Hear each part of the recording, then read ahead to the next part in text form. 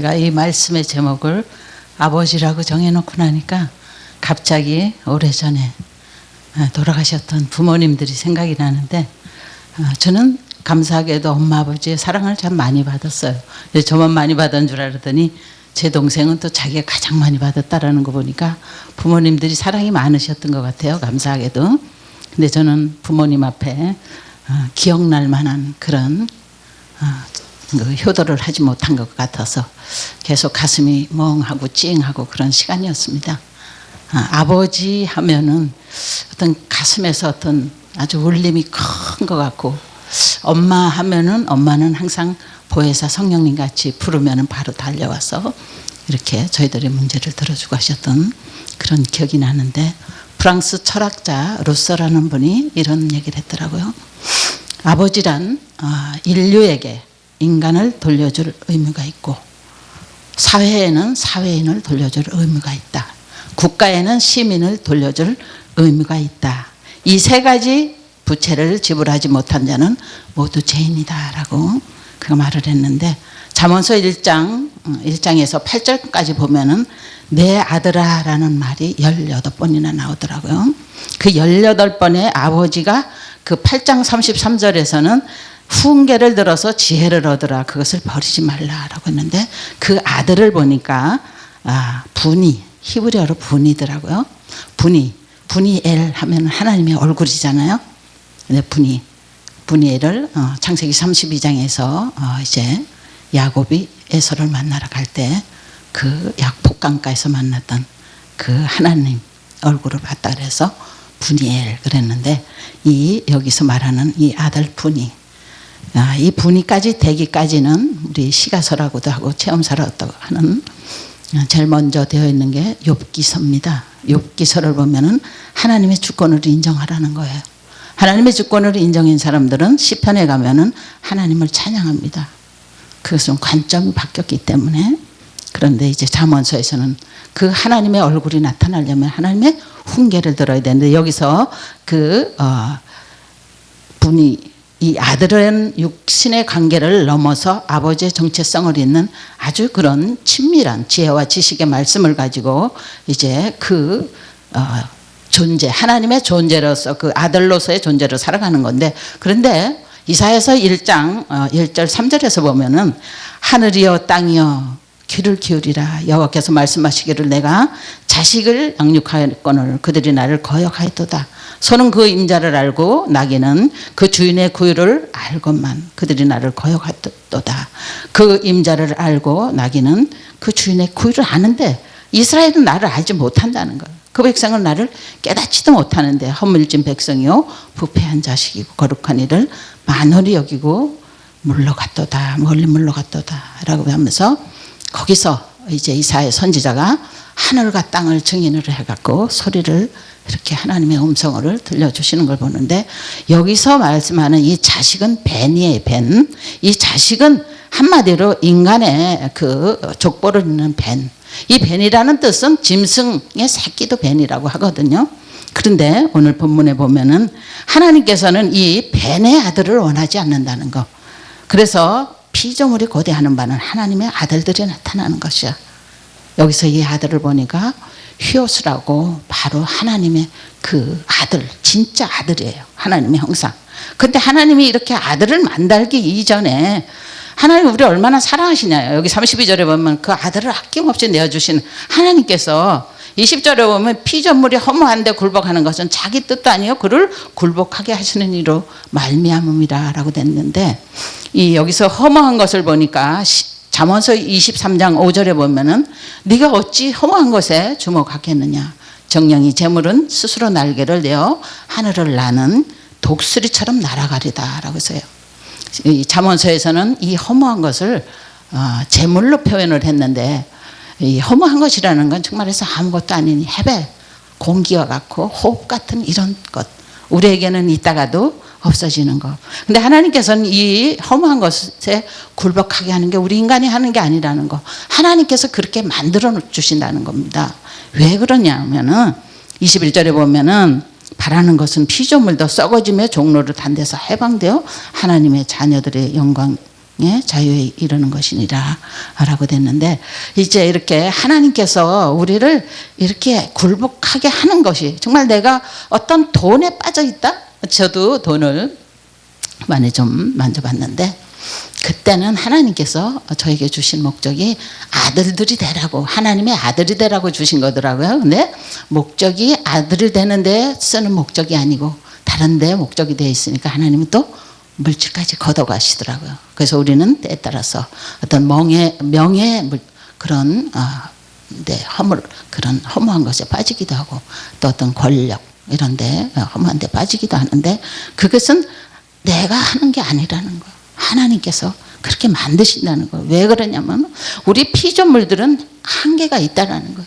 내가 할 수 있는 게 있고 할 수 없는 게 너무나도 많다는 거예요. 우리는 할 수 없는 게 너무 많다라는 걸 항상 잊고 살아요. 그래서 내가 하면 다 할 줄 알지만 아니라는 거. 그래서 로마서 여기 11장에서도 말씀을 돼 있더라고요. 11장 32절에서도 하나님이 모든 사람을 순종하지 아니하는 가운데 가둬두시면 모든 사람에게 긍휼을 베풀려 하심이라는 거예요. 여기서 이 가둬두다라는 것을 보니까 아주 문을 꼭 닫아 놓는 거예요. 완전히 그냥 닫아버리다 봉해버리는 거예요. 우리 스스로 거기에 빠지게 하는 거예요. 그래서 33절에 깊도다 하나님의 지혜와 지식의 풍성하며 그의 판단은 헤아리지 못할 것이며 그의 길은 찾지를 못할 것이라 말씀했어요. 하나님의 그 풍요하심을 위해서 우리에게 때에 따라서는 이렇게 물질에 빠지기도 하고 사람에 빠지기도 하고 또 어떤 그런 해별 같은 것에 빠지기도 하는데, 근데 이것은 하나님께서 우리를 아들들이 나타나게 하시는 과정에서 반드시 거쳐야 하는 과정이라는 거예요. 그래서 고린도전서 15장 46절에서도 먼저는 신령한 사람이 아니요 육의 사람이요 그 다음에는 신령한 사람이라 라고 말씀했고, 또 38절에서는 하나님께서 그 뜻대로 각자에게 육체에 씨를 주셨다는 거예요. 씨를 줬기 때문에 언젠가는 반드시 그 씨의 형체대로 올라온다고, 어떤 사람은 짐승의 모양으로도, 어떤 사람은 또 해, 달 뭐 여러 가지로 표현을 해 놓으셨는데, 이렇게 우리가 만들어져는 가는 과정이 한 과정이 아니라는 거. 그래서 이사야서 66장 8절 9절에서 뭐라 그러냐면은 나라가 어찌 한순간에 생기겠으며 민족이 어찌 한순간에 태어나겠느냐. 그러나 여호와께서 아이를 갖게 하셨은즉 해산하지 아니하겠느냐 말씀하셨습니다.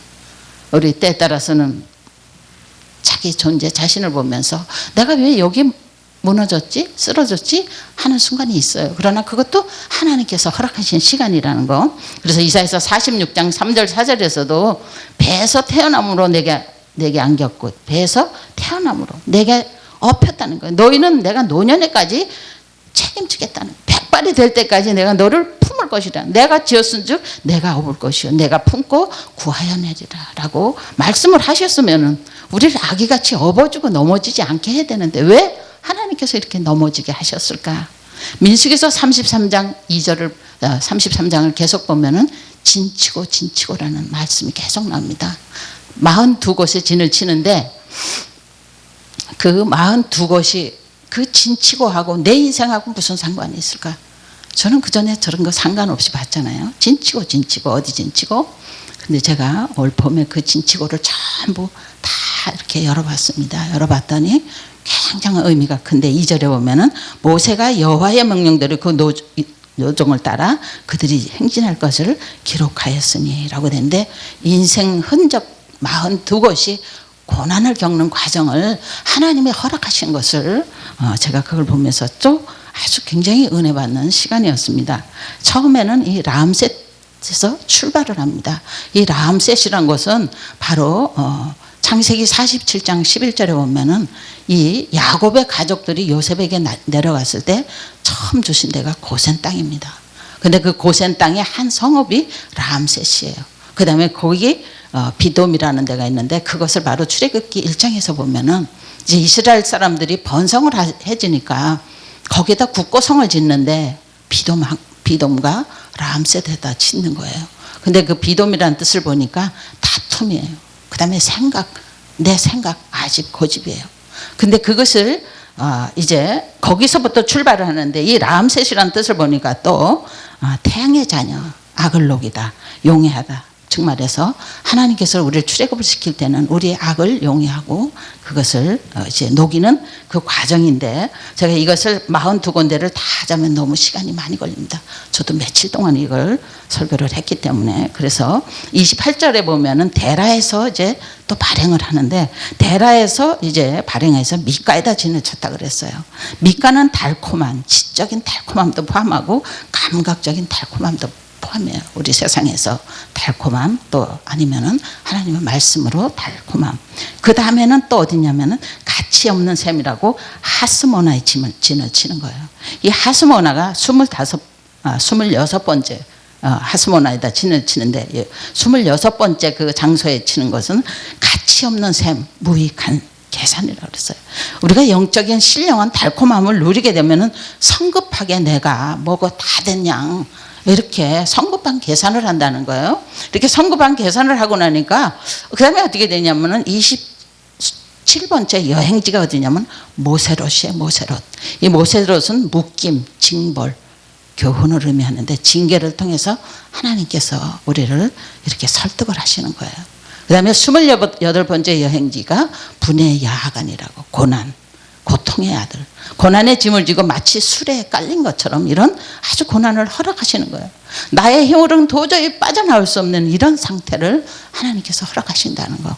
그 다음에 29번째 그 여행지를 보면 호라기갓이라고 되는데, 이것은 웅덩이에요. 아까도 말씀드렸지만 우리가 때 따라서는 물질의 웅덩이에도 빠지고 명예의 웅덩이에도 빠지고 허영의 웅덩이에도 빠지는데, 여기서 하나님께서 이 훈련을 시키는 거예요. 그 다음에 30번째 여행지가 욥바다. 정말해서 강이 많다라는 뜻이 되는데, 우리 인생 여정에서 이렇게 물질의 웅덩이, 여러 가지 그 웅덩이에서 빠져서 허우적거릴 때, 그 다음에 하나님께서 우리에게 은혜의 강으로 집어넣는 겁니다. 아멘.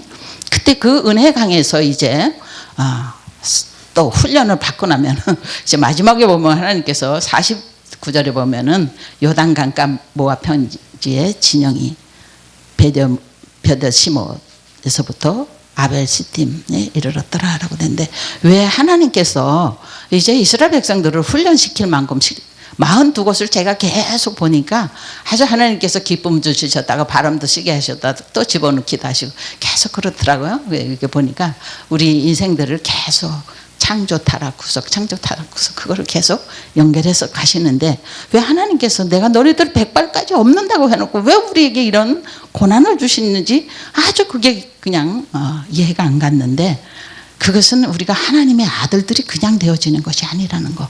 우리 이런 고난을 통해서. 그래서 출애굽기 30장 1절에 보면은 너는 분향할 제단을 만들지 곧 조각목으로 만들라라고 되는데, 이 조각목 마지막에 그 진친 곳이 바로 요단강가 옆에 바로 그것이 아카시아 나무 농장에다가 인간들을 다 풀어놓으시는 거예요. 그래 놓고는 이제 출애굽기 30장 1절에 보면은 조각목으로 이제 제단을 만들라고 말씀하시거든요. 제단을 만들어 가지고 3절에 보면은 그 제단을 금으로 씌우라 그러는데, 이 금 하자부는 바로 우리가 성전 기물을 의미하기도 하고 예수 그리스도의 그 옷을 입는 거예요.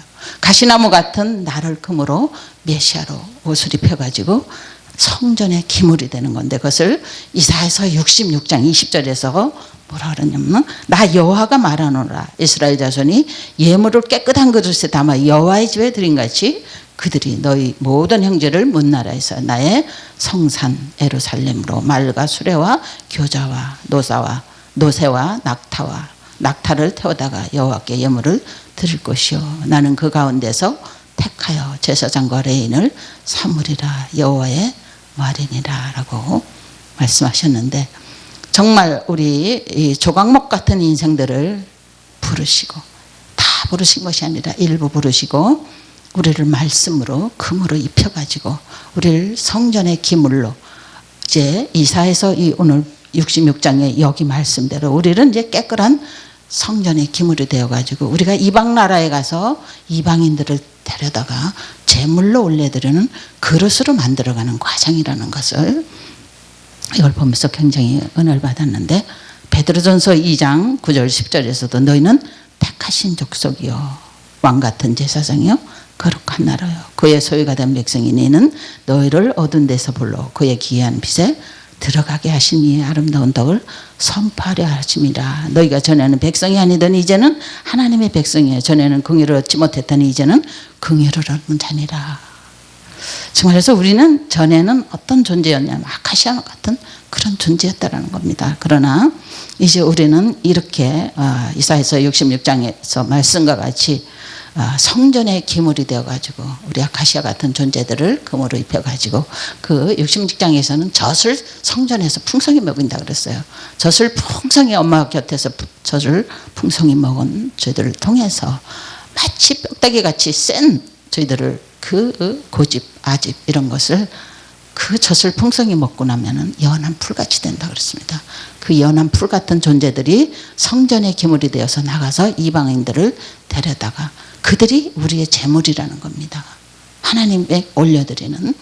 저도 이제 제가 전도를 자주 나가는 편이에요. 전도를 나가면은 만나는 분들마다 이런 얘기를 많이 하셔요. 오히려 옛날에 예수를 안 믿을 때는 고난이 없었는데 예수를 믿고 나서 고난이 오니까 더러 떠나간다라는 그런 얘기들을 할 때가 많이 있습니다. 그래서 이제 제가 또 다양하게 말들을 이제 이렇게 해드리고 이러는데, 하나님께서는 아들로 만들어가는 과정이 그렇게 우리가 좋을 때는 놔두지 않는다는 거. 미운 놈 떡 하나 더 준다고 우리나라 속담에도 그러는데, 하나님께서는 우리에게 아들의 과정으로 만들어가는 게 어떻게 만들어가냐, 말씀으로밖에 안 된다는 겁니다.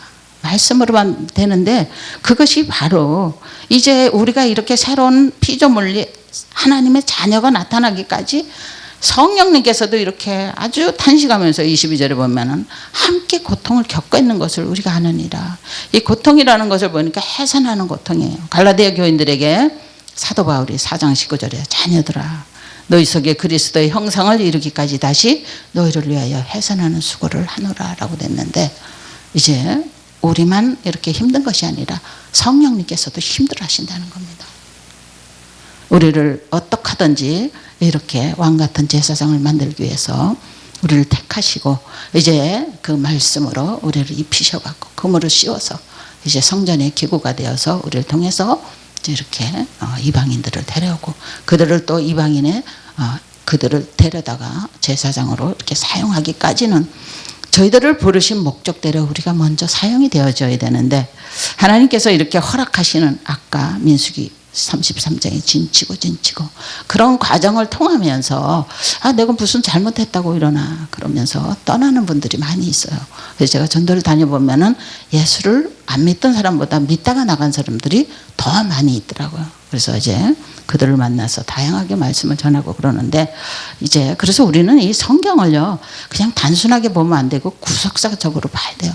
하나님께서 이미 창세전 만세전에 다 계획된 가운데 그것을 예수 그리스도를 통해서 이렇게 타락된 인간들을 예수님의 죽으심과 부활하심으로 말미암아 우리를 회복시키는 거거든요. 그것을 히브리서 1장 3절에서 말씀하셔서 말씀으로 하신다는 거예요. 말씀이 빛이잖아요. 빛이 들어가면 죄가 드러나게 되어 있다는 겁니다. 그럴 때 어떤 현상이 일어나냐, 5절에 보면 나는 그에게 아버지가 되고 그는 내게 아들이 되리라 라고 말씀을 하셨습니다. 오늘 저는 이 말씀을 준비를 하면서 우리 인생들이 정말 내 인생, 아까도 찬양 내 것도 아닌 것을 내 것이라고 지금까지 계속 사용하면서 그런 과정들이 많이 있는데, 하나님께서는 여전히 우리에게 원하시는 것은 하나님의 아들들이 나타나기를 원하신다는 거, 벤의 아들이 나타나기를 원하지 않는다는 겁니다. 이 여인의 후손, 여인의 아들로 원하지 않는다는 거, 또 그것을 정말해서 그 짐승의 새끼 같은 그런 과에 있는 걸 원치 않아 하신다는 거. 그렇기 위해서는 반드시 거쳐야 되는 것이 피조물에게 굴복부터 하게 한다는 거. 나라는 존재는 할 수 없는 게 요거밖에 안 되라는구나, 안 된다라는 걸 할 때 우리가 손을 드는 거예요. 그렇지 않고서는 손을 못 드는 거예요. 그래서 하나님께서, 저는 이런 생각을 해봐요. 제가 물질을 많이 잃고 나니까 하나님께서는 더 이상 물질에 대해서 너는 신경 쓰지 마 라는, 그렇게 받아들이고 나니까 아주 단순해지더라고요. 그렇게 하니까 또 하나님께서 역시 또 그냥 그런 대로. 그래서 누가복음 12장에 보면은 이제 예수님께서 가르쳐 주세요. 공중에 나는 새봐라. 길쌈도 안 하고 창고도 없고 이러는데 다 먹이지 않냐. 그런데 너네들은 하물며 너네들에게 뭘 못 주겠냐. 그런데 너네들 제일 먼저 못하는 게 뭔지 아냐? 낮아지는 거 못하는 거예요. 그래. 작아지는 걸 못한다는 거예요. 작아지는 건 어린아이와 같은 그런 마음. 그러면서 31절에서 먼저 그 나라와 의를 구하라 그랬어요. 그 다음에 그러면은 내가 너희에게 더하여 주리라 그랬는데, 하나님의 나라를 구한다는 것은 정말해서 어떤 장소적인 지리적인 그런 것이 아니라 하나님의 통치 아래 들어가라는 겁니다. 아멘. 하나님의 통치 아래 들어가려면 우리가 어린아이 같은 심정이 되어야 된다는 거. 너희에게 더하여 주시라 그러는데, 더하여 주신다는 걸 그 헬라어로 보니까 그게 바로 합병되어 있다는 거예요. 하나님과 그게 같이 함께 있다는 거예요, 물질이. 근데 우리는 우리 스스로가 내가 어떻게 만들어가지고 어떻게 하려고 그러는데 그게 아니라는 겁니다. 먼저 우리가 작아지는 연습을 하라는 거예요. 그래서 제가 지난번에도 방송할 때 제가 말씀도 주셨던 거 제가 말씀드렸잖아요. 사무엘상 26장 25절 제가 30년 동안 가지고 있던 그 말씀의 제가 의미를 이제 먼저 번에 말씀을 준비하면서 깨달았어요. 제일 가장 너를 크게 쓰리라. 가장 큰 게 뭐냐? 천국에서 가장 큰 자가 누구냐는 마태복음 18장에서 어린아이 같은 자가 가장 크다고 말씀하셨습니다. 제가 그 하나님의 그 통치 아래를 들어갈 때 그것이 바로 내가 천국에서 하나님 앞에서 제일 큰 자라는 것을 깨닫는 그런 순간이어서 오늘 이 말씀을 제가 준비하게 됐습니다. 이 모든 것 허무한데 굴복하게 하는 것 결국은 내가 하는 것이 아니라는 것. 그래서 시편 37편에서도 말씀했습니다. 의인이 넘어지는 것은 하나님이 반드시 넘어지게 안 한다는 거예요. 이렇게 세우는데 하나님 그 넘어지는 걸 기뻐하신다는 거예요. 그걸로 가게 내비둔다는 거예요. 왜 그러냐? 내가 하나님 되어 있기 때문에 그렇게 하나님의 자리에서 내려오게 하기 위해서 그렇게 하셨다고 말씀하고 있습니다.